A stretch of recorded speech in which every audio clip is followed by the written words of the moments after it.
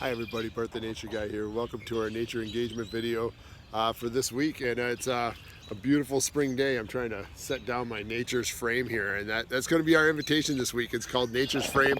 It's one of my favorite nature engagements that I do with students and adults. It's just super fun. Every time I've done it with students, it's been really interesting, I think, for them and also for the people that I do it with, to see how people see things in different ways. And so this nature engagement video, you can hear the birds. The birds are going crazy. It is springtime and spring is in the air, and it has definitely changed the woods. It's changed our lawns. Our lawns are starting to look green around the Minneapolis area. Buds are out on the trees. I mean, this is a Serviceberry right here. Look at this thing. Just full of brand new green buds. And trees over here. I mean, this is interesting tree over here. I mean, you have basically what is look at this dead tree. It's got dead and alive because inside here is a lot of bugs, and if you can tell, their woodpeckers are going crazy on this tree. And so it is still very much alive. As far as it may look dead, but it brings a lot of life to the woods. And but even from its base is growing out its new set of trees. So it's going to be overtaken by all the trees that are growing out from its stump, and at some point this thing will fall to the ground, and then it's going to be decomposed by lots of animals. Worms, millipedes, all sorts of stuff will start to get into it, and birds will land on it and eat those. It's just a part of how the life cycle works out here, especially in these marshy areas like this. I think you can kind of see that. It's awesome. So what we're kind of doing today is just,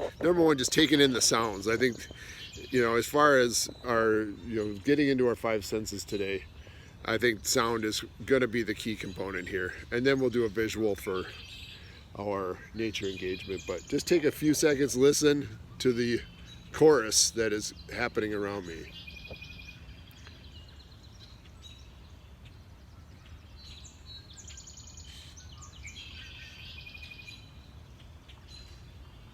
There are red-winged blackbirds everywhere, up in the trees, right up in here. And they're higher than I normally used to seeing them. But again, a lot of their marshland is decomposed and pressed down over the wintertime. And so they're much higher than I typically see them in other times of the year, where they're usually right in the cattails and kind of standing on the cattail. They kind of hang on sideways. In this right now, you can hear them. There's lots of different bird calls today. I heard wood ducks earlier today, that pileated woodpecker that I saw a couple weeks ago.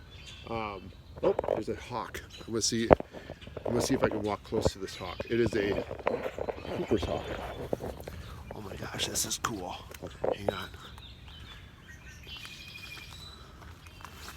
This is so awesome, guys.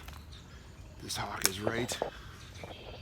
It probably will fly away, but it just landed as I was talking. I'll see if I can point it out to you guys on the camera. It is right there. Oh, I wish I had a zoom for you guys. He's so hidden. I'm gonna keep walking at him and see if you guys can see it. Can you see him?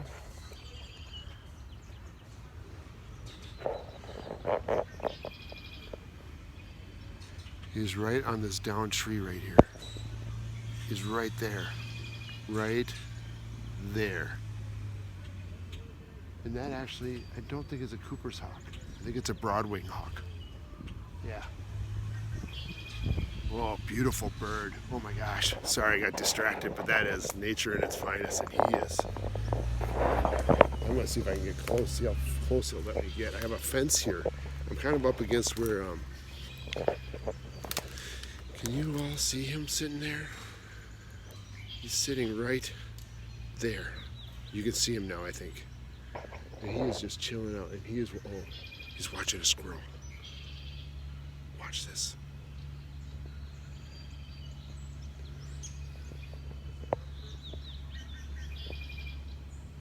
It's right there.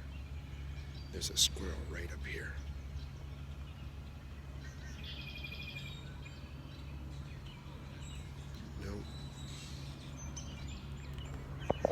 It's not going to happen. Oh my gosh, was that cool. That almost happened right in front of us. That squirrel came up that tree and that hawk was like, oh, that is lunch. His eyes just went whoosh and switched over. And we got a little glimpse of things happening right there. And if you keep your eyes peeled, I mean, hawks are hard to, if they're still, they are so blended into what's going on. It's hard to really see them if they're really, but the nice thing is they do perch out quite a ways. But I'm back in kind of that area I originally was, and look at these green, new life coming forward. So part of this, and what I like about this invitation this time of year, is there's so much kind of contrast. So what I want to do today is, number one, have a nice big breath. My heart's racing. That was really cool. So I have to bring my breathing down here. So I'm gonna have you take a few breaths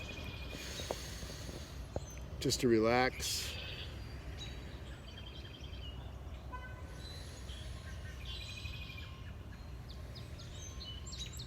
Find a space outside that you can sit. Just look out. If you don't have a lot of space, maybe it's just finding a tree top, you know, just focusing up versus, you know, if out has a lot of houses and stuff like that, you know, you're like, okay, I'm not really surrounded by nature. All you got to do is look up. There it is. And usually you can kind of separate some of those kind of human-made structures from your visuals pretty quick, just by a quick turn of the head or looking down at the ground in the grass. There's lots of stuff happening in there. And seeing what you can notice. What do you see? What's moving around for you? Maybe find that thing that's furthest away from you, or that thing that's closest to you that's moving around. What do you notice? And also the smells that come forward this time of year. If you can give yourself a few seconds to inhale the smells of spring as it comes forward after a deep freeze. We had a big rain recently, so you got a lot of that marsh smell that comes forward.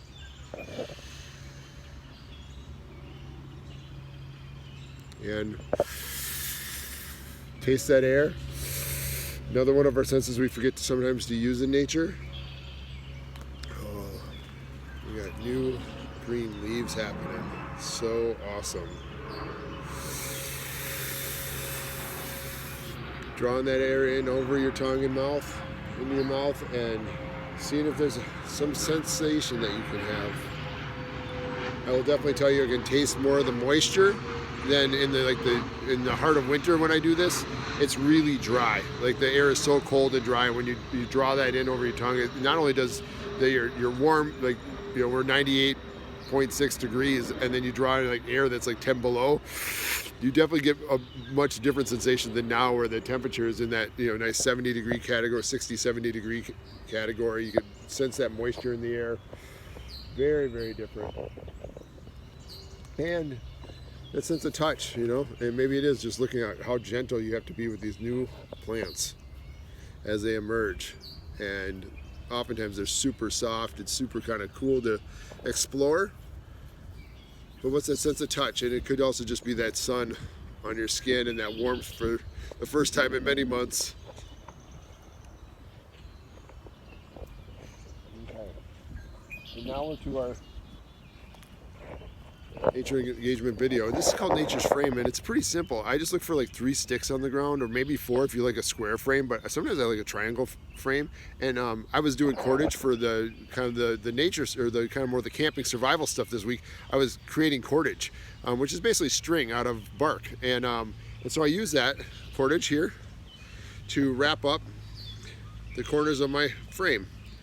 And so now I have this nice frame, and if you can do that as well, you can use, I've had students use just masking tape or scotch tape, a shoestring, anything. You can just, if you can just tie a couple sticks together, whether it be 4, or I've had students do hexagons and octagons before and make almost like a hoop, depending on what you have around you. I'm just going to use a triangle today. And all I'm going to do with this is kind of explore. I'm going to hold the camera up and see if I can take this around and just take some time and have fun seeing if you can frame nature in a way that's interesting to you, only really focusing your attention on that one, on the actual frame itself. And maybe you run into something that's kind of a cool contrast of something really close and really far. Something like, you know, you have these the buds there with what's going on behind. So we have this bright, fresh green with all the darkness that, you know, of all the trees that have not really brought their leaves out yet. Maybe it's something on the ground. And you choose to frame something like that.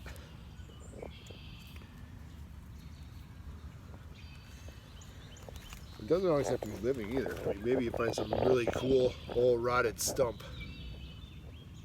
And you're basically using this as a frame or a lens to explore nature. One of my favorites is always like that, kind of looking really like up there, you kind of see there's the green leaves at the top of that tree and how they interact now with the sky. This kind of blue, beautiful blue sky with light, kind of white clouds that are drifting by. So all sorts of stuff. Maybe it's just coming up here and really concentrating on the bark of a tree